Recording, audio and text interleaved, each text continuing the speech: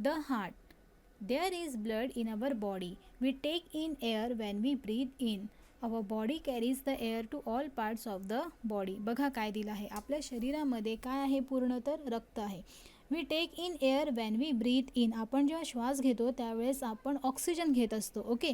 Our blood carries the air to all parts of the body. आणि हे जे रक्त आहे ते आपल्या पूर्ण शरीरामध्ये ऑक्सिजन पसरवतं. ओके.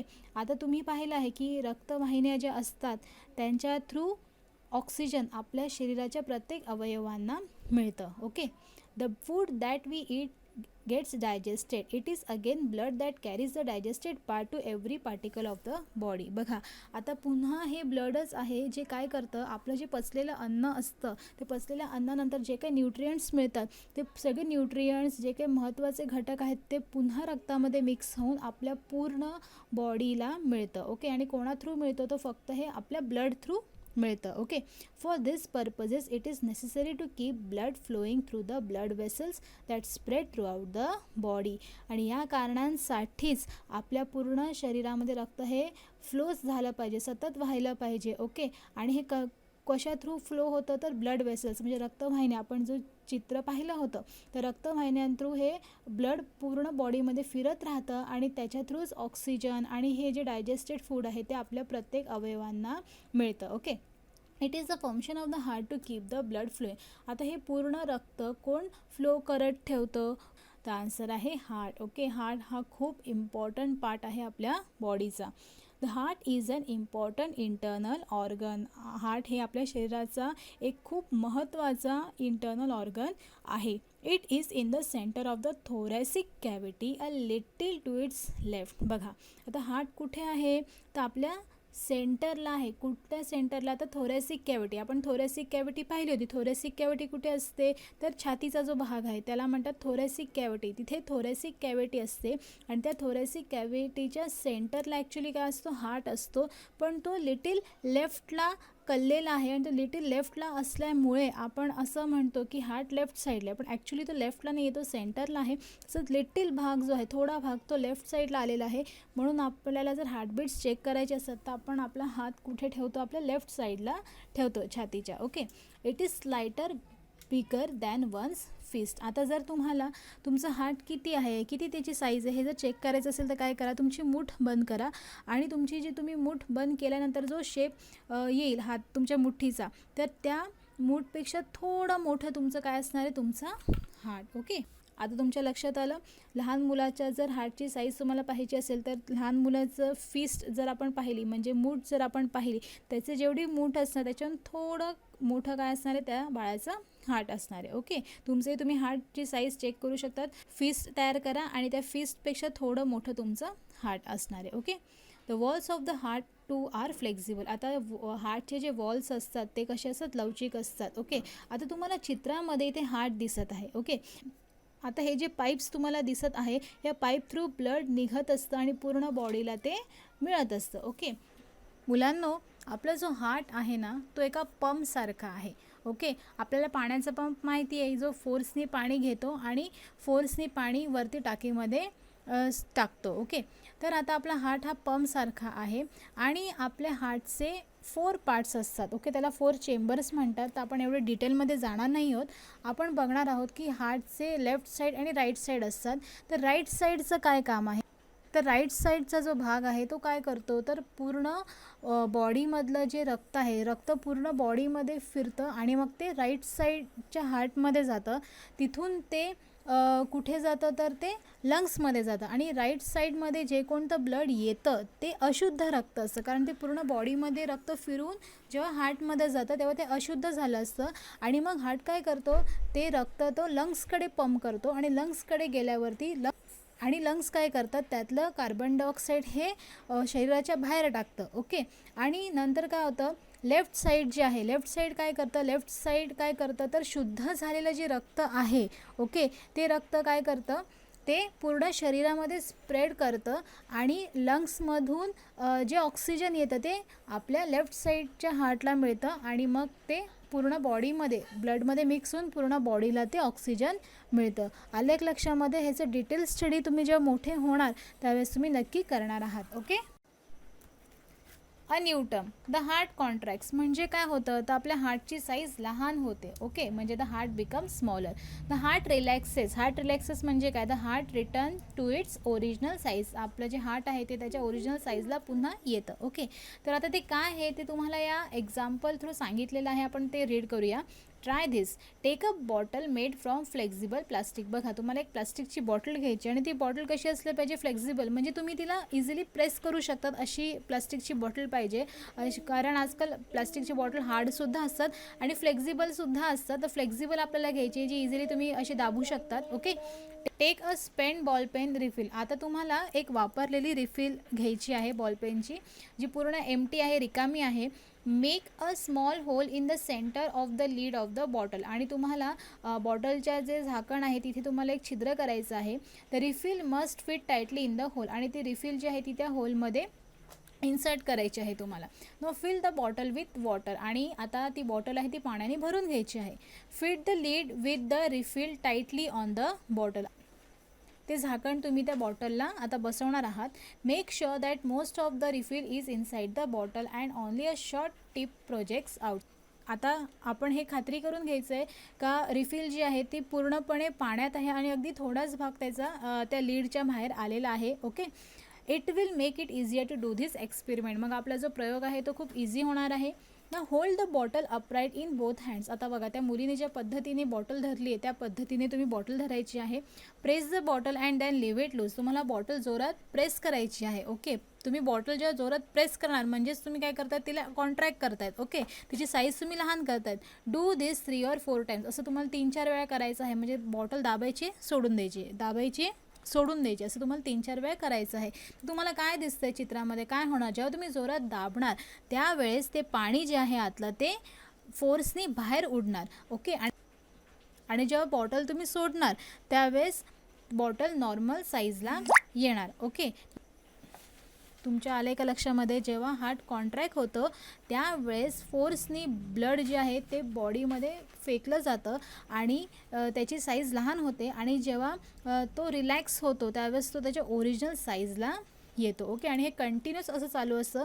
आणि याच कॉन्ट्रॅक्ट रिलॅक्सेशनची जी प्रोसेस आहे त्यालाच म्हणतो आपण हार्ट बीट. ओके, आणि तेव्हाच आपला धगधग जो आवाज आहे तेव्हाच तो आपल्याला ऐकू येतो. Okay, what do you see when the bottle is press, water flows out in a jet. When you let it go water stops flowing out. बघा, आता आपण हे प्रयोग केल्यावरती आपल्याला काय कळालं की बाटलीवर दाब दिला की रिफिलमधून पाणी जोराने बाहेर पडते आणि दाब कमी केला की पाणी बाहेर पडणे बंद होतं, हे आपल्याला कळालं. What does this tell you. आणि हे आपल्याला काय सांगतं, if pressure is applied to a liquid in a close space the liquid will gush from wherever it finds a way out. बघा, आता या एक्सपेरिमेंटमधून आपल्याला काय शिकायला मिळालं ते लक्षात घ्या की जेव्हा आपण एखाद्या लिक्विडला, ओके, एखाद्या द्रव पदार्थाला जोरदार दाबतो, जेव्हा तो बंदिस्त जागेवर असतो आणि आपण जेव्हा त्याच्यावर जोर देतो, आपण जेव्हा त्याला दाब देतो त्यावेळेस त्याला जिथे जागा मिळेल तिथून तो बाहेर पडतो. ओके, आता पुढे तुम्हाला काय दिलं आहे, try this. Place your palm a little to the left of the centre of your chest, you can feel your own heartbeat. बघा, जर तुम्हाला तुमचे हार्टबीट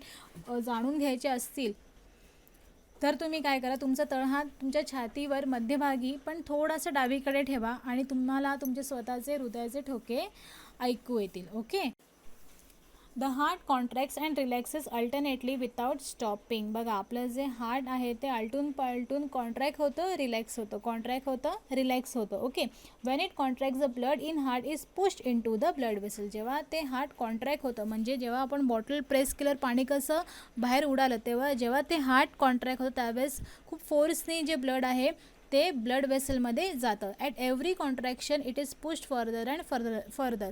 आणि प्रत्येक कॉन्ट्रॅक्शनच्या वेळेस हे रक्त हळूहळू पुढे बॉडीमध्ये सरकत जातं. A contraction of the heart is called a heartbeat. आणि याच कॉन्ट्रॅक्शनला काय म्हणतात तर हार्टबीट असं म्हणतात.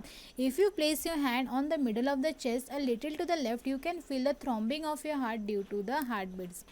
आता जर तुम्ही तुमचा तळहात छातीवर मध्यभागी ठेवला तर तुम्हाला डावीकडे, ओके, तर तुम्हाला हृदयाचे ठोके जाणवतील.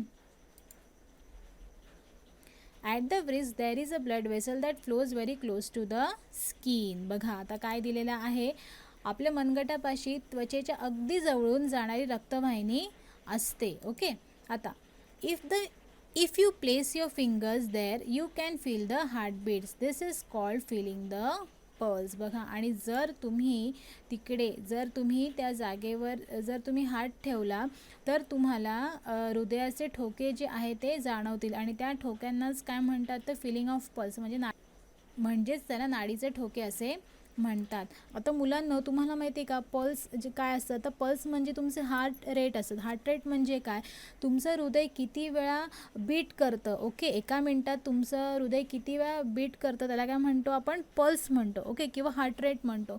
आता बघा, प्रत्येक माणसाचं जे पल्स रेट आहे, ओके, म्हणजे प्रत्येक माणसाचं जे हार्टबीट आहे ते दर मिनटाचं वेगवेगळं असतं. Your pulse is lower when you are at rest and increases when you exercise.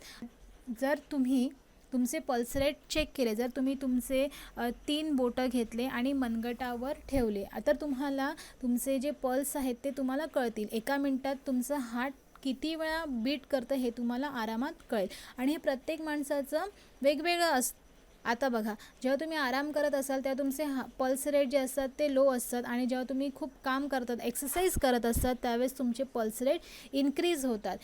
Simple आहे, जेव्हा आपण धावतो त्यावेळेस धावल्यानंतर आपले जो हार्ट आहे, आपलं हार्टबीट खूप फास्ट होतं. का फास्ट होतं, कारण आपल्या शरीराला कशाची गरज असते, आपण जेव्हा धावतो त्यावेळेस तर ऑक्सिजनची गरज असते, आणि हे ऑक्सिजन मिळवण्यासाठी आपण जोरजोरात श्वास घेतो. हे आपण जे ऑक्सिजन घेतो ते आपल्या लंग्स थ्रू आपल्या हार्टमध्ये जातं, ब्लडमध्ये मिक्स होऊन आपल्या पूर्ण बॉडीला ते पोचवतो. ओके, आपल्या जो ऑर्गन धावण्याच्या वेळेस ज्या ऑर्गनला ऑक्सिजनची गरज असते, ओके, त्यासाठी आपण जोरजोरात श्वास घेत असतो, त्यावेळेस आपले हार्टबीटसुद्धा वाढलेले असतात. म्हणून आपण जेव्हा खूप काम करतो किंवा मेहनतीचं काम करतो किंवा आपण एक्सरसाइज करत असतो, अशा वेळेस आपल्या शरीराला ऑक्सिजनची गरज खूप असते, आणि अशा वेळेस आपला हार्ट रेट जो आहे तो खूप वाढलेला असतो. ओके, आता बघा, नॉर्मल हार्ट रेट्स काय असतं बघा, जेव्हा आपण आरामाच्या स्थितीत असतो त्यावेळेस 6 ते 15 वयोगटातील जे मुलं आहेत त्यांचं हार्ट रेट काय असणार आहे, तर मिनटाला 70 ते 100 यामध्ये त्यांचं हार्टबीट असणार आहे. म्हणजे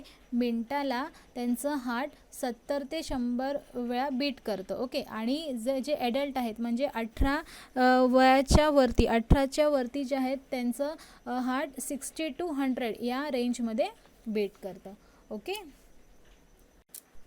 डू यू नो, बघा काय दिलेलं आहे, when we are sleeping quietly the pulse become slower. बघा, आपण जेव्हा झोपलेलो असतो त्यावेळेस आपले पल्स कसे होतात तर स्लोअर होतात. Okay, and when we are running the pulse become faster. आणि आपण जेव्हा जोरजोरात पळत असतो तेव्हा आपले नाडीचे जे ठोके असतात, पल्स असतात, ते खूप फास्ट पडत असतात. ओके, आता ते का फास्ट पडतात तुम्हाला मी आताच सांगितलं, कारण आपल्या शरीराला तेव्हा ऑक्सिजनची फार गरज असते, आणि ते मिळवण्यासाठी आपण जोरजोरात श्वास घेतो, आणि आपल्या हृदयाचं काम पण त्यावेळेस फास्ट होतं. आता पुढे काय दिलं आहे, use your brain power. When the heart contracts the blood in the heart is pushed in to the blood vessel. What could be the reason for that. बघा काय दिलं आहे, जेव्हा आपलं हार्ट कॉन्ट्रॅक्ट होतं म्हणजे जेव्हा तो आकुंचन पावतं त्यावेळेस काय होतं तर आपलं जे ब्लड आहे ते ब्लड वेसलमध्ये पुश होतं. ओके, ढकललं जातं. तर ह्याचं कारण काय असणार, आता तुम्हाला मगाशीच ह्याचं कारण सांगितलं आहे, तुम्हीच यावर आता विचार करा. ओके, आता आपण पाहूया लंग्स. ओके, लंग्स म्हणजे काय म्हणतो त्याला आपण, फुफ्फुसे. When we breathe in we take air in through the nose. बघा, आपण जेव्हा श्वास घेतो तो आपण हवा आपला नाकाद्वारे घेत असतो. The internal organ through which this air is supplied to the body are called lungs. आपल्या शरीरामध्ये जो अवयव आहे, जो आपल्या शरीराला ऑक्सिजन मिळवून देतो, त्या अवयवांना म्हणतो आपण lungs. Okay, we have 2 lungs. आपल्याला किती लंग्स आहेत तर आपल्याला 2 लंग्स आहेत. They are situated in the thoracic cavity, one on the right and the other on the left. आता बघा, आपल्या थोरॅसिक कॅव्हिटीमध्ये हे लंग्स आहेत. ओके, एक लेफ्ट साईडला आहे आणि एक राईट साईडला आहे, आणि आपलं हार्टसुद्धा याच थोरॅसिक कॅव्हिटीमध्ये आहे. तर तुम्हाला आलं का लक्षामध्ये, थोरॅसिक कॅव्हिटीमध्ये कोणकोणते अवयव असतात तर लंग्स आणि heart. Okay, the heart is between the lungs a little to the left. आपला जो हार्ट आहे तो या 2 लंग्सच्या सेंटरमध्ये आहे, पण थोडं लेफ्ट साईडला आहे. There the left lung has a slight depression. आणि तिथे लेफ्ट लंग जो आहे त्याला स्लाइट डिप्रेशन आहे. स्लाइट डिप्रेशन म्हणजे थोडं तो खोलगट आहे. का तर तिथे लेफ्ट साईडला कोण गेलेलं आहे, थोडा हार्ट आहे म्हणून. The right lung is slightly bigger than the left lung. आणि आपला जो राईट लंग आहे तो लेफ्ट लंगपेक्षा थोडा मोठा आहे. A pipe like internal organ carries the air we breathe in to the lungs. बघा आता एक पाईपसारखा एक इंटरनल ऑर्गन आहे जो आपण श्वास घेतो तो त्या लंग्सपर्यंत पोचवतो. ओके, तुम्हाला चित्रात दिसत आहे इथे. It is called the wind pipe. आणि त्या पाईपला काय म्हणतात? Wind pipe. ओके, ज्या पाईपाने हवा आपल्या लंग्सपर्यंत जाते त्या पाईपला काय म्हणतात? तर विंड पाईप. तर wind pipe separates into 2 branches. तुम्हाला चित्रात दिसत आहे की या विंड पाईपचे 2 भाग होतात. Okay, each branch is called a bronchus. बघा, आणि एक एक ब्रांचला काय म्हणतात? Bronchus. When we breathe in the lungs expand a little. जेव्हा आपण श्वास घेतो त्यावेळेस आपले लंग्स काय होतात? तर एक्सपांड होतात, म्हणजे मोठे होतात. That is why our chest swells up when we breathe in. आणि म्हणून जेव्हा आपण श्वास घेतो त्यावेळेस आपली जी छाती आहे ती फुलते. ओके, जेव्हा आपण श्वास सोडतो त्यावेळेस आपली छाती नॉर्मल पोझिशनला येते. Okay, the function of the heart and the lungs depend on each other. बघा, आपला हार्ट आणि लंग्सचं कार्य कसं आहे? तर मगाशी सांगितल्याप्रमाणे आपण जे ऑक्सिजन घेतो ते आपल्या लंग्स थ्रू आपल्या हार्टमध्ये जातं, तिथे ब्लडमध्ये मिक्स होतं, पूर्ण शरीरामध्ये रक्तवाहिन्यां थ्रू म्हणजे ब्लड वेसल थ्रू पूर्ण शरीराच्या अवयवांना ते ऑक्सिजनेटेड ब्लड मिळतं. ओके, त्यानंतर पूर्ण बॉडीमध्ये फिरून आल्यानंतर त्याच्यामध्ये कार्बन डायऑक्साईड गोळा होतं आणि जे कार्बन डायऑक्साईड आहे ते पुन्हा आपल्या लंग्सकडे जातं आणि मग लंग्स ते कार्बन डायऑक्साईड नाकाद्वारे बाहेर सोडतं. तर अशी सिस्टीम आहे हार्ट आणि लंग्सची. ह्याचं डिटेल स्टडी तुम्ही जसे जसे मोठे होणार तसं तुम्ही शिकणार आहात. आता तुम्ही 4th आहात तर तुमच्यासाठी एवढं समजण्याकरता एवढं ओके आहे. Okay, both these internal organs are very important. They are situated in the thoracic cavity inside a cage made of bones called the rib cage. That is why they are safe and secure. बघा, आता हे जे अवयव आपण पाहिले heart आणि lungs हे खूप इम्पॉर्टंट आहेत आणि हे कुठे आहेत? तर थोरॅसिक कॅव्हिटीमध्ये आहेत.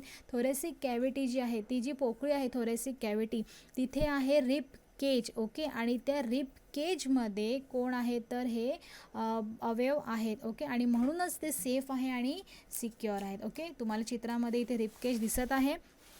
आता आपण पाहूया the brain. Okay, the brain. Okay, आता आपण काय पाहणार आहोत? The brain. The brain situated in the cranial cavity is a very important internal organ. आपलं ब्रेन कुठे आहे? तर क्रॅनियल कॅव्हिटीमध्ये आहे. तुम्हाला चित्रात दिसत आहे क्रॅनियल कॅव्हिटी आणि तिथे कोण आहे? आपलं ब्रेन आहे. ओके, तो सेफ जागेवर आहे. तो खूप इम्पॉर्टंट इंटरनल ऑर्गन आहे. It controls all that we do. आणि आपण जे कोणतं कार्य करतो, आपण जे बघतो, आपण चालतो, आपण जे पापण्या मिचकवतो, हे सगळे ऑर्डर्स आपल्याला कोण देतं? तर आपला ब्रेन. हा ब्रेन खूप इम्पॉर्टंट अवयव आहे आपल्या बॉडीचा. Okay, it is in the brain that we become aware of emotions such as अँगर, जॉय, सॉरो एक्सेट्रा. बघा, हा जो ब्रेन आहे या ब्रेनमुळेच काय होतं? आपल्याला वेगवेगळे इमोशन्सची जाणीव होते. इमोशन्स तुम्हाला माहिती आहे, कधी राग येणं, आनंद व्यक्त करणं, दुःख होणं, हे आपल्याला कोणामुळे जमतं? तर फक्त आपल्या ब्रेनमुळे. हा आपल्याला जाणीव करून देतो की आता आनंदाचा प्रसंग आहे तर आता हसायचं आहे, आता दुःख झालं आहे तर रडायचं आहे. हे सगळं आपल्याला कोण जाणीव करून देतं? तर आपला brain. The meaning of the information collected by our sensory organ is also understood in the brain. आपले जे सेन्सरी ऑर्गन्स आपण पाहिले ते सगळी माहिती गोळा करतात आणि हे सगळं कोणाला कळतं? तर त्या ब्रेनला सगळं ह्या गोष्टी समजतात. जसं आपण डोळ्यांनी पाहतो, आता पाहिल्यावरती समजा तुम्ही आता समजा चालत जात आहात आणि तुमच्यासमोर अचानक एक साप आला, तर तो साप बघून तुम्ही काय रिॲक्ट करणार? तर तुम्ही उलटं फिरून काय करणार? तर तुम्ही इमिजिएट पळणार किंवा जोरात ओरडणार. तर हे तुम्हाला कोण सुचवतं हे करायला? तर तुमचं ब्रेन. ओके, समजा गरम तवा आहे आणि तुम्हाला माहीत नाही तो तवा गरम आहे आणि तुम्ही चुकून जर त्या तव्याला हात लावल्यावरती तुम्हाला जेव्हा चटका लागला तर तुम्ही इमिजिएट तो हात मागे घेतला. हे तुम्हाला कोणी सांगितलं हात मागे घ्यायला? तर तुमच्या ब्रेनने तुम्हाला सांगितलं. ओके, तर तुम्हाला कळलं ब्रेन हा खूप इम्पॉर्टंट आहे. तो आपल्या पूर्ण बॉडी जी आहे ती पूर्ण तो कंट्रोल करतो. Injury to the brain can make one disable for life. बघा काय दिलं आहे की जर आपल्या मेंदूला जर इजा झाली तर माणूस कायमचा अपंग होऊ शकतो. म्हणून आपण आपलं ब्रेन खूप जपायचं आहे. ओके, नंतर काय दिलं? It can even cause death. आणि जर ती इजा जास्त प्रमाणात झाली तर माणसाचा मृत्यूसुद्धा होऊ शकतो. Hence the brain needs to be totally protected. That is the function of the shell or casing form by the skull around it. म्हणून आपला जो ब्रेन आहे त्याला आपण खूप प्रोटेक्ट केलं पाहिजे, त्याला सुरक्षित ठेवलं पाहिजे. म्हणून त्याला देवानी एका छान शेलमध्ये, एका छान कवरमध्ये त्याला ठेवलं आहे. ओके, आणि ज्याला आपण काय म्हणतो, स्कल म्हणतो. ओके, तिथे तो सेफ आहे. तरीसुद्धा आपण काळजी घ्यायची आहे आपल्या ब्रेनची. ओके, पुढे काय दिलं आहे, do you know when we learn a poem it is registered in the brain, that is why we can remember it. बघा, आपण जेव्हा एखादी कविता पाठ करतो तर ती आपला मेंदू जो आहे ती नोंदवून घेतो. ओके, आणि म्हणून ती आपल्याला लक्षात राहते. ओके, आणि या क्रियेला, या आठवण्याच्या क्रियेला काय म्हणतो आपण इंग्लिशमध्ये, तर या क्रियेला आपण म्हणतो memory. Okay, this working of remembering, हे आठवण करण्याच्या क्रियेला आपण म्हणतो memory. Okay, memory. The structure of a body is very complex. बघा मुलांनो, आपल्या बॉडीचं जे स्ट्रक्चर आहे, ओके, म्हणजे आपल्या शरीराची जी रचना आहे ती खूप कॉम्प्लेक्स आहे, म्हणजे खूप गुंतागुंतीची आहे. There are large number of organs inside a body which help it to perform all its functions smoothly. आता आपण या लेसनमध्ये खूप कमी अवयवांची माहिती घेतली आहे, पण ते महत्त्वाचे अवयव होते.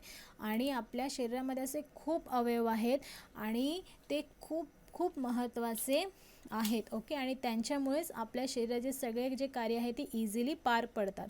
It is very interesting to learn about all these organs. आणि या वेगवेगळ्या अवयवांची माहिती जाणून घेणं खूप मनोरंजक आहे.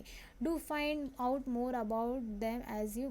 बघा, जसे तुम्ही मोठे होणार तसं तुम्ही याच अवयवांबद्दल खूप डिटेल स्टडी करणार. ओके, इथे हा लेसन झाला आहे. आता आपण पुढे बघूया what we have learn. The numerous important function that go on inside a body are carried out by different organs. बघा काय दिलं आहे, शरीराच्या आत चालणारी अनेक महत्त्वाची कामे वेगवेगळी इंद्रिय करतात. Okay, this organs are inside our body. आणि हे सगळे अवयव कुठे असतात, तर आपल्या शरीराच्या आतमध्ये असतात. They can not be seen from the outside. आणि हे आपल्याला बाहेरून दिसत नाही. And they are called internal organs. आणि त्यांना काय म्हणतात, तर इंटरनल ऑर्गन्स असं म्हणतात. The body is structured in such a way that the internal organs remain safe within the cavities inside the head and the torso. बघा, आपण हे पाहिलं होतं की डोके आणि धड यांच्या आत असणाऱ्या पोकळ्यांमध्ये म्हणजे कॅव्हिटीजमध्ये आपले इंटरनल ऑर्गन्स अगदी सुरक्षित राहतील अशी आपल्या शरीराची रचना केलेली आहे. The esophagus carries the swallowed food from the throat to the stomach. It is situated in the thoracic cavity. आता जो इसोफॅगस आहे म्हणजे आपली जी ग्रासनलिका आहे ती काय करते, तर आपण जे अन्न गिळतो ते घशापासून आपल्या पोटापर्यंत ते पोचवतं. आणि हे कुठे आहे, तर आपल्या थोरॅसिक कॅव्हिटीमध्ये आहे. Next, the heart keeps the blood flowing through the blood vessel spread throughout the body. आता हार्ट काय करतं, तर आपल्या पूर्ण शरीरामध्ये ब्लड कसं फ्लो होईल याची ते काळजी घेतं. ओके, आणि आपल्या पूर्ण शरीरामध्ये ब्लड हे सतत फ्लो करत ठेवतं. The heart is continuously contracting and relaxing. Okay, आपलं हार्ट जे आहे ते आलटून पालटून कॉन्ट्रॅक्ट होतं आणि रिलॅक्स होतं. The contraction of the heart push the blood from the heart in to the blood vessel. आणि कॉन्ट्रॅक्शन जी ही प्रोसेस आहे यामुळेच जे ब्लड आहे ते ब्लड वेसल्समध्ये ढकललं जातं. Okay, next, the lungs are the organs through which the air we breathe in is supplied to the whole body. आता हे जे लंग्स आहे म्हणजे फुफ्फुसे आहे ज्यांच्यामुळे आपल्या शरीराला एअर मिळते. ओके, म्हणजेच oxygen. The right lung is a little bigger than the left lung. आपलं जे राईट लंग आहे ते आपल्या लेफ्ट लंगपेक्षा मोठा आहे.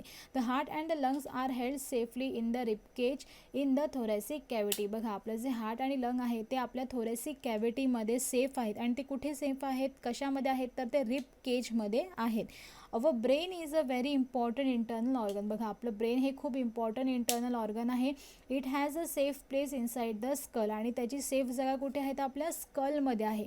Controlling movements. Okay, becoming aware of emotions and interpreting the information collected by the sensory organs are the function of the brains. बघा, आपल्या हालचालींवर नियंत्रण असणे, आपल्या भावनांची जाणीव होणं आणि आपल्या सेन्सरी ऑर्गन्सनी जी माहिती दिली आहे त्याचा अर्थ लावून ते मेंदूपर्यंत पोहोचवणं हे सुद्धा काम आपल्या मेंदूचं आहे. ओके, तो कळालं मुलांनो हा लेसन किती इम्पॉर्टंट आणि किती छान होता. ह्याचं डिटेल स्टडी जसं तुम्ही मोठे व्हाल तसं तुम्ही करणार आहात. आता लास्ट काय पॉईंट आहे, ऑलवेज रिमेंबर, नेहमी लक्षात ठेवा. In any accident if the head is hit the skull can get broken. If that happens, it can cause injury to the brain. Then the person can become disabled for life or even die.